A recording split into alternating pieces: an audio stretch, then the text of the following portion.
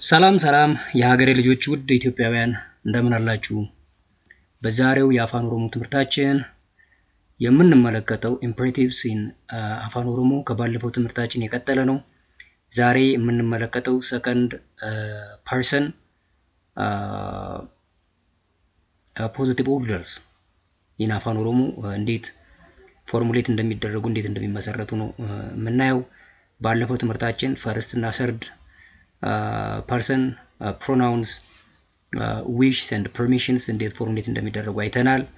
በዛሬው ትምህርታችን የምንመለከተው ለሰከንድ ፐርሰን pronouns ኦርደር እንዴት እንሰጣለን፣ ኮማንድ እንዴት እንሰጣለን የሚለውን ነው የምናየው። ሰከንድ ፐርሰን ስንል አንተ፣ አንቺ፣ እናንተ የሚለው ነው የሚይዘው ወይም በአፋን ኦሮሞ አቲ እና ኢሲን በእንግሊዝኛው ዩ ፕሉራል እና ሲንጉላር ማለታቸው። ስለዚህ እንግዲህ to formulate positive orders for a given አፋን ኦሮሞ root verb ጋዙ is አፋን ኦሮሞ root verb with the last consonant z and two last vowels w's ማለት ነው። እና so with respect to second person pronouns we follow this rule። የምናደርገው ምንድነው? ጋዙ በሚለው ሃይፖቴቲካል አፋን ኦሮሞ ሩት ቨርብ ውስጥ ያሉትን ላስት ቫውልስ ኡን ለአቲ ወደ አይ እንቀይራለን፣ ለኢሲን ወደ አ እንቀይራለን፣ ደብል ኤ ማለት ነው። በዛ መሰረት ሲቀየር አቲ ጋዚ፣ ኢሲን ጋዛ ይሆናል ማለት ነው። እንግዲህ ይሄንን ቀጥታ ኡን ወደ አይ የምንቀይረው ኡን ወደ አ የምንቀይረው ላስት ቫውል ዜድ ሲኤች ካልሆነ ነው። ሲኤች ሲሆን የተለየ ፓተርን አለው። እሱን እንመለከተው። when the verb ends with ch ሲሆን that means z ቻ ወይም ch ሲሆን የምናደርገው ምንድነው? ኡን ወደ አይ እና ወደ አ ከመቀየራችን በፊት ሲኤችን ወደ አ እንቀይራለን ማለት ነው። for both at and ኢሲን ማለት ነው። then we change o to as follows ማለት ነው። ስለዚህ ላስት ጋዙን በላስት ኮንሶናንቱ ሲኤች ስናደርገው ጋቹ ይሆናል። እንደዚህ አይነት ግሶች ተጠቅመን ኦርደር ለመስጠት መጀመሪያ ሲኤችን ወደ አ እንቀይረዋለን። ዜን ሮት ቨርባችን ጋዱ ይሆናል ማለት ነው። ጋዱ ከሆነ በኋላ መጨረሻ ላይ ያሉትን ቫውልስ እንደሚከተለው እንቀይራቸዋለን ማለት ነው። አንደኛው አስ አባብ፣ ይሄ ማለት በቀደሙ ባለው ስላይድ እንደተመለከትነው ልክ ለአቲ ኡን ወደ አይ፣ ለኢሲን ኡን ወደ ደብል አ እንቀይራለን ማለት ነው። ለማን?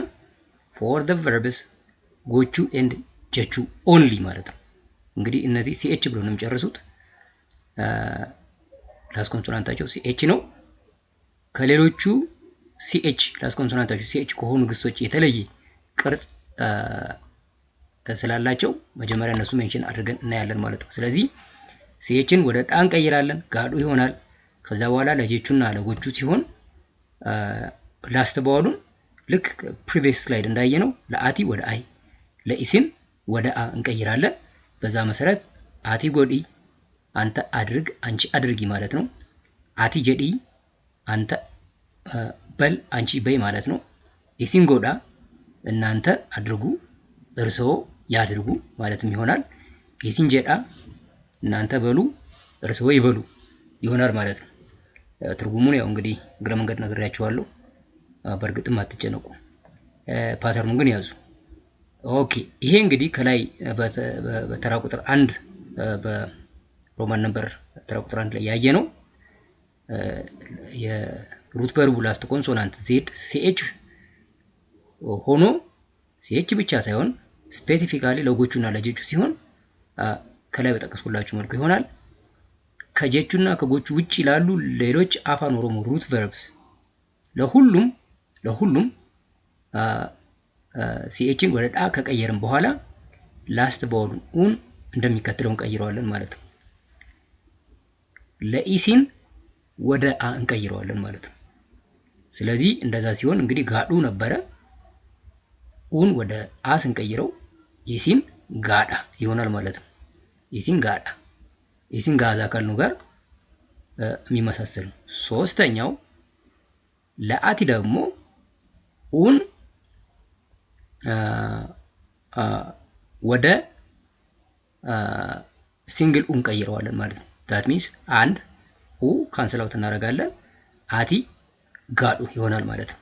እንግዲህ ጋዚ ነበር አይደለ እስካሁን ያየነው ለአቲ ኡን ወደ አይ እንቀይራለን ጋዚ ይሆናል ነበር ያልነው። በምሳሌ እናያለን ወደፊት። ግን ለላስት ኮንሶናንታቸው ሲኤች ብለው ለሚጨርሱ ግሶች ከጎቹና ከጀቹ ውጪ ሲኤችን ወደ ጣ ከቀየርን በኋላ ለአቲ ኦርደር ለመስጠት ከላስት ባውሉ አንድ ኡ ካንሰል አውት እናደርጋለን አቲ ጋዱ ይሆናል ማለት ነው። ምሳሌዎች እናያለን። ፈኬኛ ምሳሌ ማለት ነው። ዴሙ የሚለውን ግስ እንውሰድ። ዴሙ መሄድ ነው ቱ ጎ ማለት ነው። ስለዚህ እንግዲህ ዴሙን ተጠቅመን ለአቲ ለኢሲን ኦርደር እንሰጣለን። ለአንተ፣ ለእናንተ፣ ለእርሶ ለሚሉት ፕሮናውንስ ኦርደር ልንሰጥ ነው ማለት ነው። ለምሳሌ አቲ ዴሚ አንተ ሂድ፣ አንቺ ሂጂ ማለት ነው። እንግዲህ ላስት ባውል ኦፍ ዘ ሩት ቨርብ ዴሙ ላስት ባውል ቱ ደብል ዩስ አሉት። ለአቲ እነሱን ወደ አይ እንቀይራለን ባለው መሰረት እንደምትመለከቱት ዴሙ ዴሚ ይሆናል ማለት ነው። አቲ ዴሚ። ለኢሲን ሲሆን ደግሞ ኢሲን ዴማ እናንተ ሂዱ፣ እርስዎ ይሂዱ ማለት ነው። እንግዲህ ህጉ የሚለን ምንድነው? ላስት ባውል ኦፍ ዘ ሩት ቨርብ ለኢሲን ኡን ወደ አ ቀይሩ ነው የሚለው። ስለዚህ ኢሲን ዴማ እናንተ ሂዱ፣ እርስዎ ይሂዱ ይሆናል ማለት ነው። ሌላ ግስ እንውሰድ። ረፉ መተኛት ነው። ቱ ስሊፕ ማለት ነው። ስለዚህ አቲ ረፊ አንተ ተኛ፣ አንቺ ተኚ ማለት ነው። ላስት ባውሉን ኦፍ ዘ ሩት ቨርብ ወደ አይ ቀይር፣ ለአቲ ቀየር ነው ረፊ ይሆናል ማለት ነው። ተኛ፣ ተኚ። ለኢሲን ሰው ደግሞ ላስት ባውሉን ወደ አ ቀይሩ ነው የሚለው። ቀየር ነው ኢሲን ረፋ እናንተ ተኙ፣ እርስዎ ይተኙ ይሆናል ማለት ነው። ፉዱ ማግባት ነው። ሜሪ። ይሄ እንግዲህ ፉዱ በአፋን ኦሮሞ ለሴትና ለወንድ ይለያያል። ፉዱ ማግባት ለወንድ ነው፣ ለሴት ሄሩሙ ነው የሚባለው። ስለዚህ ፉዱ የሚለውን ትዕዛዝ ስንሰጥ ምን ይሆናል ማለት ነው? አቲ ፉዲ እንላለን ማለት ነው። አንተ አግባ፣ አንተ አግባ ይሆናል ማለት ነው። እንግዲህ እንደምትመለከቱት ለአቲ ነው የሰራ ነው። ላስት ባውሉ ኡ ነው። እንግዲህ ኮንሶናንቱ ጣ ነው። ኡን ወደ አይ ቀየር ነው። አቲ ፉዲ አንተ አግባ ይሆናል ማለት ነው። አንቺ አግባ ለማለት ሌላ ግስ ነው የምንጠቀመው። አዎ ኢሲን ፉዳ እንላለን። እንግዲህ ከሁለት በላይ ወንዶች ትዕዛዝ ስንሰጥ ኢሲን ፉዳ እናንተ አግቡ ማለት ነው። ሌላ ምሳሌ ሄሩሙ መጣላችሁ። ሄሩሙ ማግባት ቱ ሜሪ ለሴት ነው ይሄ። አቲ ሄሩሚ አንቺ አግቢ ማለት ነው። ኢሲን ሄሩማ እናንተ አግቡ። ይሄ ለብዙ ሴቶች ኦርደር እየሰጠን ነው ማለት ነው። አጌን ደኡ መውለድ ነው። ጊቭ በርዝ እንግዲህ ለሴት ነው ይሄም መውለድ። ደኡ ሴቷ ስትወልድ ያለውን የሚገልጽ ነው። ደኡ መውለድ ነው። ስለዚህ አቲ ደኢ አንቺ ውለጂ ለሴት ነው ይሄን ኦርደር የምሰጠው። ደኢ ውለጂ ማለት ነው። ይሄን ለብዙ ሴቶች ደግሞ ኦርደር ስንሰጥ ኢሲን ዳአ እናንተ ውለዱ ይሆናል ማለት ነው። እንግዲህ እንደምታዩት ለአቲ ላስት ባውሉን ኡን ወደ አይ እየቀየርን ማንኛውንም ግስ ኦርደር መስጠት እንችላለን። ለኢሲን ደግሞ ላስት ባውሉን ወደ አይ እየቀየር ኦርደር እንሰጣለን ማለት ነው። ለሰከንድ ፐርሰን ፕሮናውንስ ማለት ነው። ያችሁ መብላት ነው። ቱ ኢት ይሄ እንግዲህ ላስት ኮንሶናንቱ ሲኤች ነው። ስለዚህ ላስት ኮንሶናንቱ ሲኤች ሲሆን ኦርደር ለመስጠት መጀመሪያ ሲኤችን ወደ ዳ እንቀይራለን። ከዛ በኋላ ኡን ለአቲ ሲሆን ወደ ኡ ወደ ሲንግል ኡን ቀይራለን። ለኢሲን ሲሆን ወደ ደብል ኤ ወይም ወደ አን ቀይረዋለን። እንመልከተው። አቲኛዱ ተደጋጋሚ የምንሰማው ቃል ነው። አንተ ብላ አንቺ ቢ ብለን ለነጠላ ሰከንድ ፐርሰን ፕሮናውንስ ስንሰጥ ኛዱ ይሆናል ማለት ነው። ኛዱ ብላ ቢ ማለት ነው። ኦኬ ኢሲኛዳ ስንል ደግሞ እናንተ ብሉ እርስዎ ይብሉ። እንግዲህ በአክብሮት አፋን ኦሮሞ አክብሮት ያለው ቋንቋ ነው። ያው እንደ አማርኛ ነው። ከአማርኛ ጋር የሚያመሳስለው ብዙ ነገር አለ አፋን ኦሮሞ።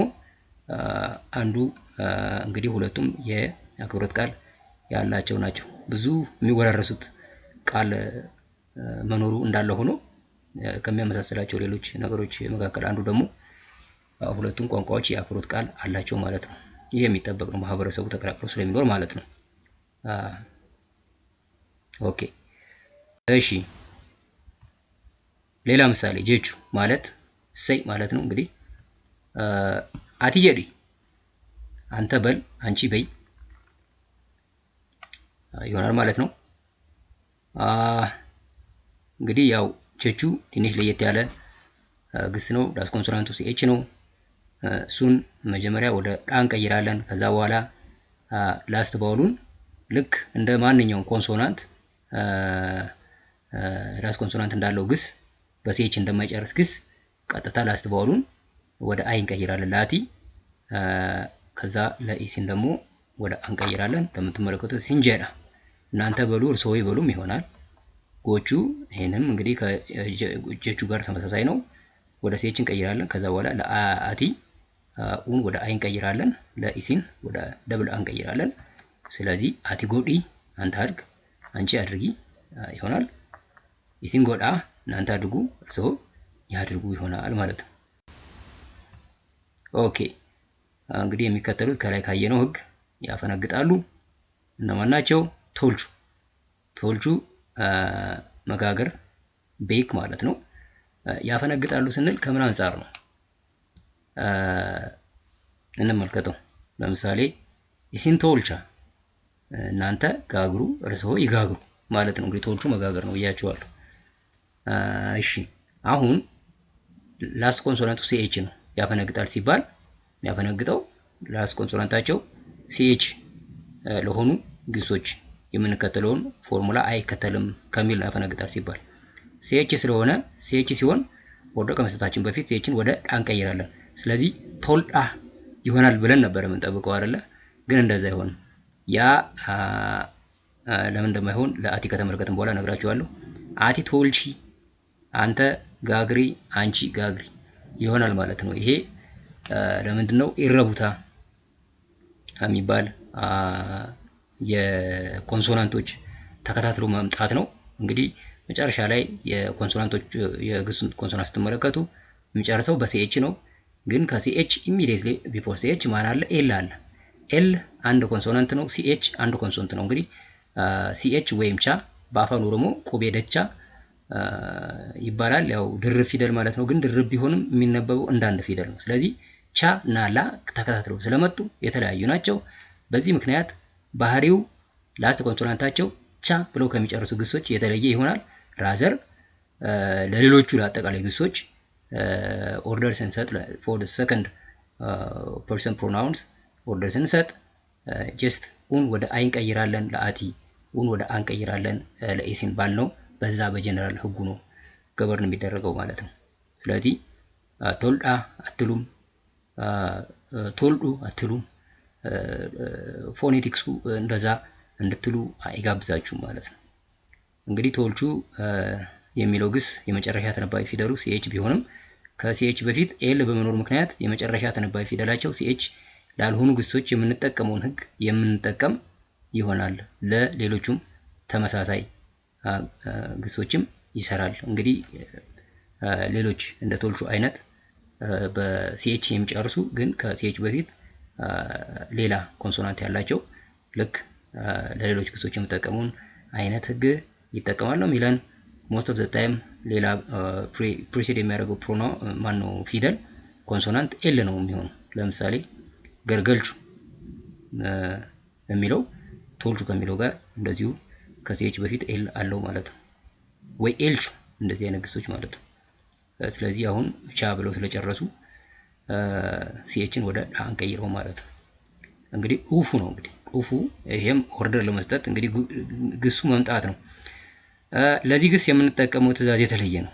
በጣም አፋን ኦሮሞ የማይችል ሰው እንኳን ብዙ ጊዜ በተደጋጋሚ ከሚጠቀማቸው ቃላት መካከል አንዱ ለኡፉ መምጣት ለሚለው ግስ ፎር ሰከንድ ኦርደር ፕሮናውንስ ኦርደር ለመስጠት የምንጠቀምበት ይሆናል ማለት ነው። ስለዚህ አሁን እንግዲህ በህጉ መሰረት ምንድነው ኡፉ አለ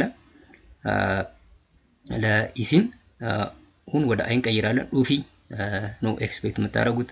ለኢሳን ደግሞ ኡፋ ይሆናል ማለት ነው። ግን እንደዛ አይደለም ምንለው እንዴት ነው?